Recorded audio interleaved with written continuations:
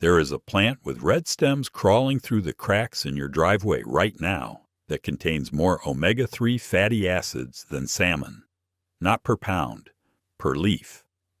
It has been feeding humans for 4,000 years, survived the fall of empires, and in 2022, scientists at Yale discovered it does something no other plant on Earth can do. Something they called a biological impossibility. The herbicide industry spends $40 billion a year making sure you never learn its name. And the pharmaceutical industry sells you $20 bottles of supplements trying to replicate what this plant does for free. So what is it? Why have most of us been taught to poison it? And what did ancient civilizations know that we forgot? This is purslane, Portulaca oleracea, and the story of how the most nutrient-dense plant ever analyzed became classified as the world's most common weed is one of the strangest reversals in agricultural history. Let us start with what the archaeological record actually shows. In 1050 BC, someone in northern Greece stored seeds in a clay vessel. When archaeologists opened it 3,000 years later, they found thousands of tiny black seeds, each barely 1 millimeter across. The same plant was growing between the stones outside the dig site. By the 7th century BC, these seeds appear in the Samian Heraion, one of the most important sanctuaries in ancient Greece. By the 4th century BC, Theophrastus is writing cultivation instructions, telling farmers to sow it in April alongside their essential crops. This was not something people tolerated. This was something people planted on purpose. The Roman Empire cultivated purslane across 3 continents. Medieval Europeans ate it at every meal. In 1288, Bonvicin de la Riva compiled a list of everything Milan consumed in a year. Purslane made the list, not as a curiosity, as a staple. Somewhere along the way, half the world forgot what the other half still remembers. Sometime after 1492, purslane crossed the Atlantic with European settlers. But when colonists documented it in Massachusetts in 1672, archaeologists later discovered something strange. It had already been here for 2,500 years. Seeds found in Ontario date to 1350 AD. Seeds found in Kentucky date to 800 BC. Native Americans had been cultivating purslane alongside sunflowers, squash, and chenopod's in the Eastern Agricultural Complex. 2 populations separated by an ocean with no contact for thousands of years. Both independently decided this plant was essential. That is not a coincidence. That is a signal. So what did they know? In 1960, a physiologist named Ansel Keys launched the 7-country study to understand why some populations had almost no heart disease while others died from it at epidemic rates. He tracked 12,763 men across 7 countries for 50 years. The results broke every assumption about diet and health. The farmers of Crete consumed some of the highest fat diets in the world. More than 35% of their calories came from fat. According to every nutritional theory of the time, they should have been dying from heart attacks at staggering rates. Instead, they had the lowest cardiovascular mortality rate Keys had ever measured, lower than Japan, lower than Finland, lower than anywhere on the planet. For 20 years, scientists credited olive oil, the monounsaturated fats, the Mediterranean magic. The explanation seemed obvious, and everyone accepted it. Then in the 1980s, a new team went back to the frozen blood samples from the original study. They were not looking for cholesterol this time. They were looking for omega-3 fatty acids. What they found changed the entire conversation. The Cretans had 3 times the omega-3 levels of the Dutch. But they were not eating 3 times more fish. They were eating purslane every single day.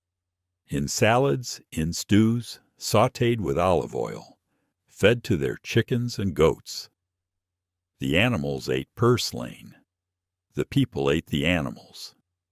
The eggs had omega-3s. The meat had omega-3s.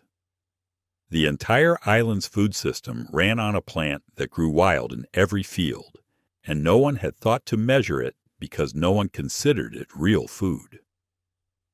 I have to be honest, when the numbers from the next study came out, they seemed impossible. In 1992, Dr. Artemis Simopoulos analyzed purslane in a laboratory setting.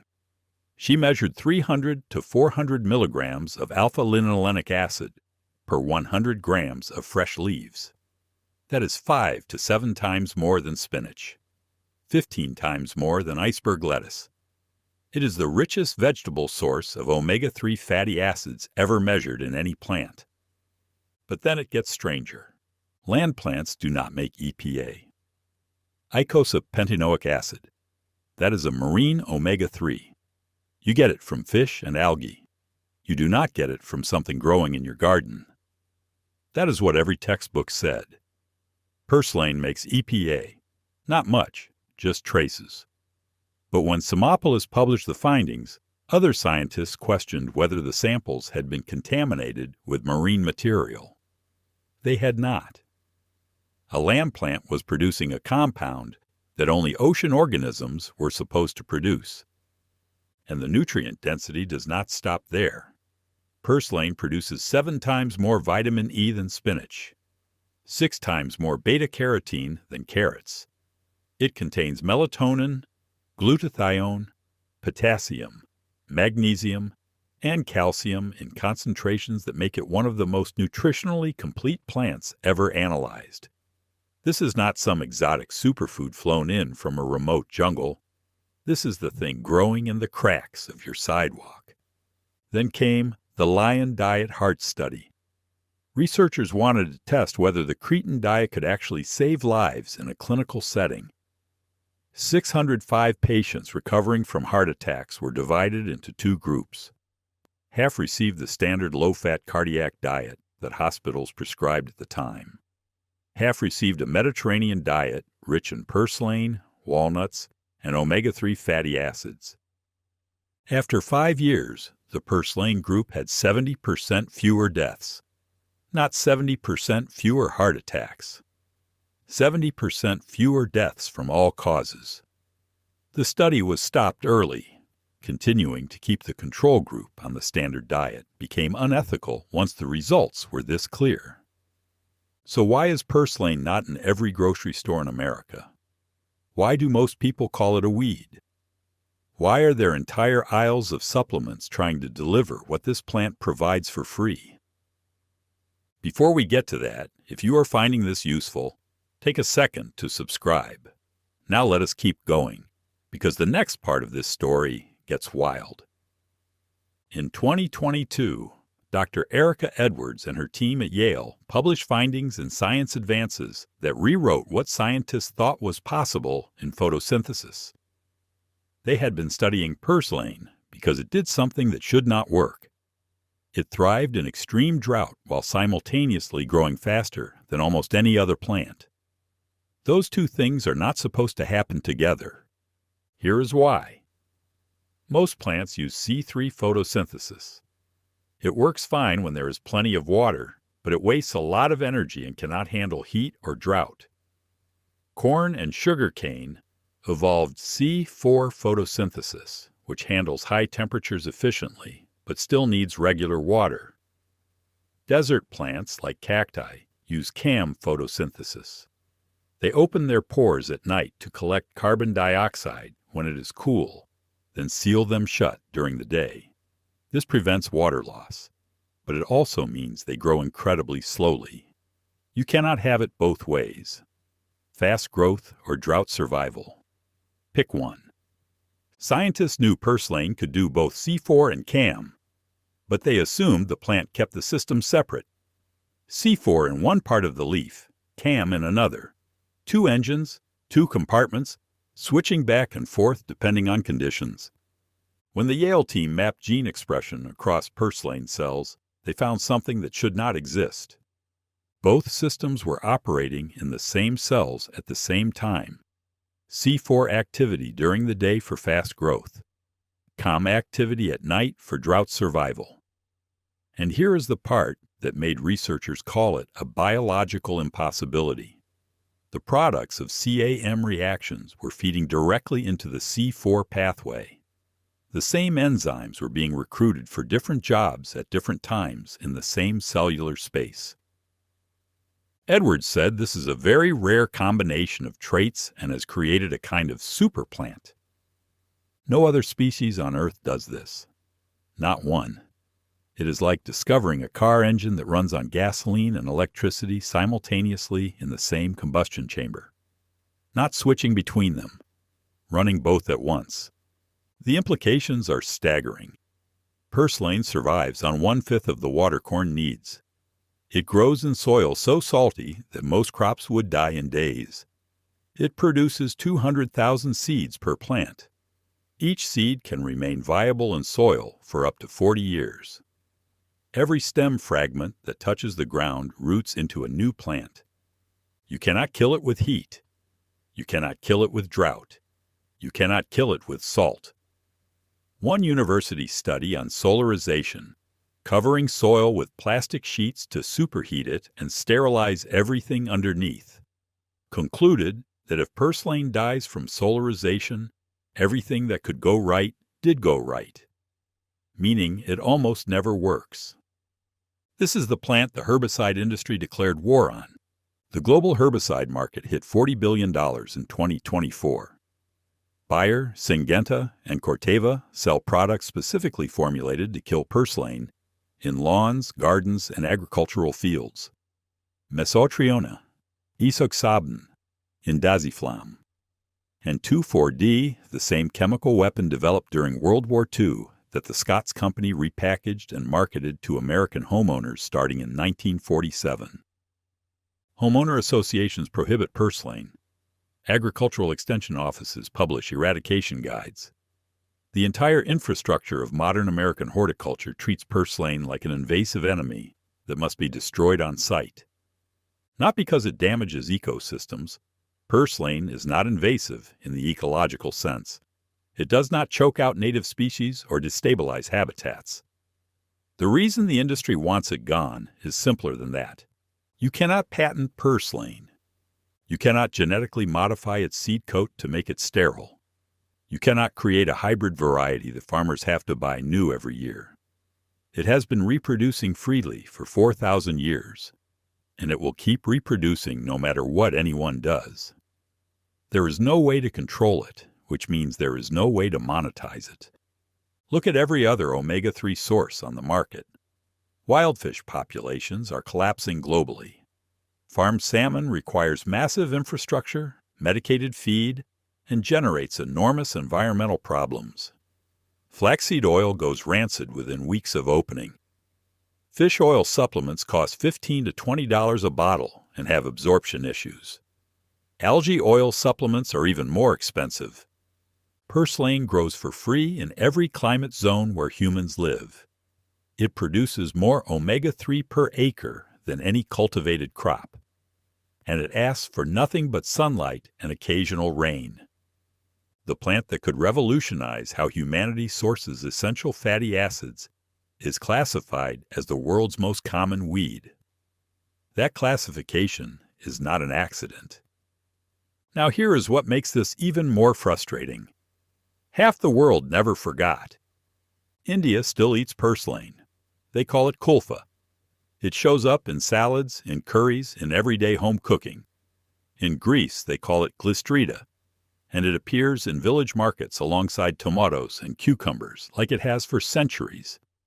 In Mexico, it is verdolagas, sautéed with garlic and chile, served as a side dish in homes and restaurants across the country. In China, purslane has been continuously cultivated for thousands of years as mashi xian.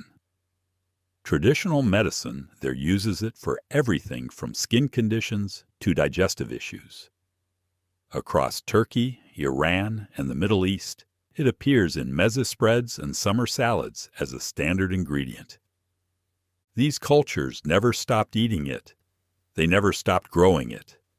They never hired chemical companies to eradicate it from their fields and sidewalks. The knowledge that took 4,000 years to accumulate simply continued, generation after generation, because no one told them it was a weed. The Western erasure happened fast. In less than a century, a plant that medieval Europeans ate at every meal became something homeowners poison on sight. Extension offices that exist to help people grow food publish guides on how to destroy one of the most nutritious foods that exists.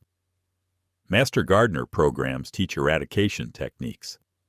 The entire system flipped, and most people alive today have no idea that it was ever any different. The result is a strange kind of blindness. People spend money on salmon and fish oil and flaxseed supplements while pulling up and throwing away a plant that outperforms all of them. They spray chemicals on their driveways to kill something their great-great-grandparents would have harvested for dinner.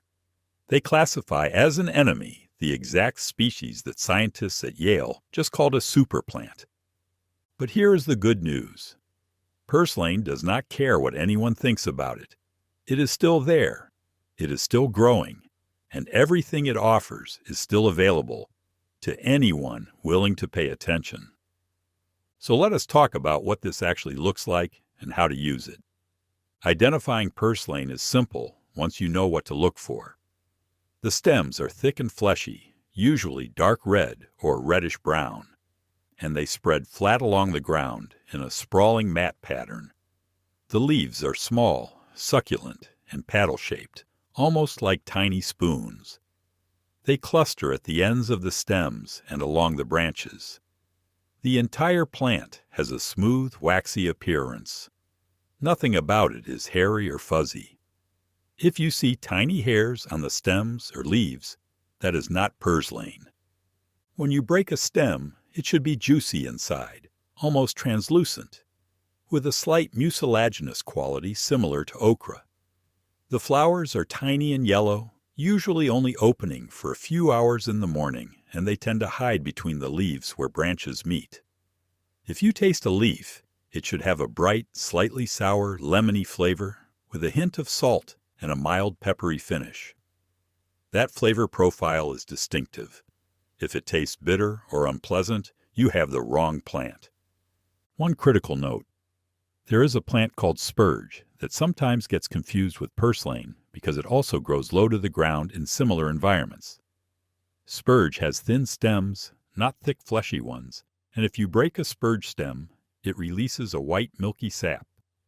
Purslane never produces white sap. If you see white liquid, do not eat it. That simple test eliminates any confusion. The best time to harvest purslane is during the first 6 weeks of growth when the leaves are young and tender. As the plant matures and starts producing seeds, the stems become tougher and the flavor gets slightly more acidic. You can still eat mature purslane, but the texture is better when it is young. Cut or pinch stems about 2 to 3 inches from the tips, leaving the base intact. The plant will regrow from those cut points multiple times through the season. Preparation could not be easier. Rinse it well because it grows close to the ground and picks up dirt. Then use it raw in salads for that distinctive lemony crunch. It pairs well with tomatoes, cucumbers, feta cheese, and olive oil.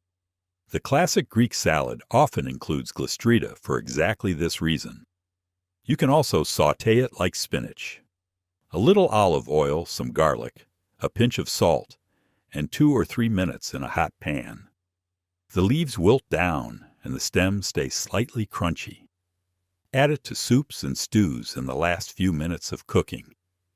Blend it into smoothies for an omega-3 boost without any fishy taste. Pickle it in vinegar with garlic and spices for a tangy condiment that lasts months. Dry it for winter storage, though the texture changes and it works better rehydrated in cooked dishes. Now for the seed saving, because this is where the long game gets interesting. One purslane plant produces up to 200,000 seeds. Let a few plants go to flower and mature fully, usually by late summer. The seed pods are tiny and split open when ripe, dropping seeds everywhere, which is part of why the plants spread so effectively. To collect them, cut the mature stems and shake them over a paper bag or a sheet. The seeds are incredibly small, like fine black sand, so work somewhere without wind.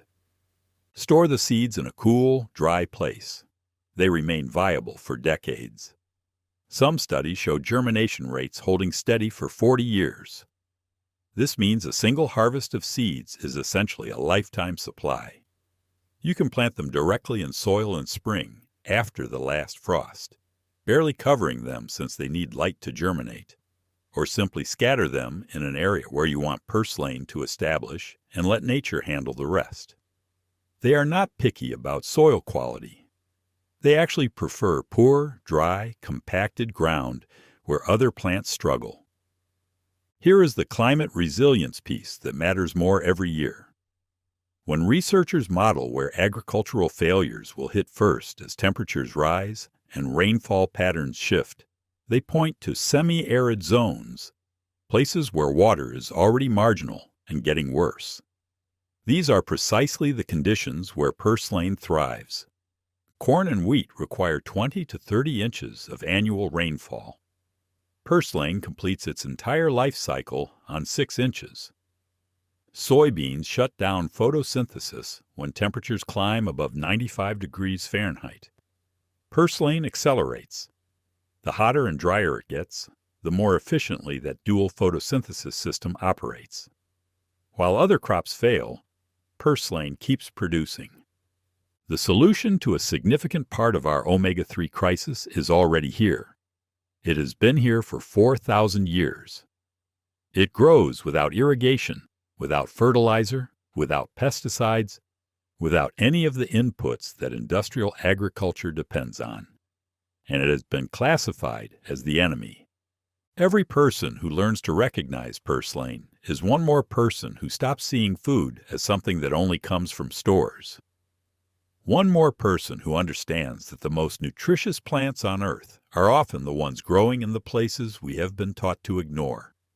One more person who can look at a crack in the sidewalk and see dinner instead of a problem. The herbicide industry does not want you to know that the richest vegetable source of omega-3 fatty acids is in your driveway. The supplement industry does not want you to know that the $20 bottle they sell is trying to replicate what purslane does for free. The agricultural industry does not want you to know that the superplant scientists are trying to engineer already exists. It is called purslane. It has been feeding humans since before recorded history began. And it is growing right now, somewhere near you, waiting to be recognized. Thanks for following along with this one. If you want more like this, subscribe and hit the bell so you do not miss what comes next.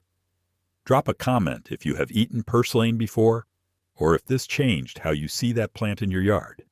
Thanks for watching, and see you in the next one.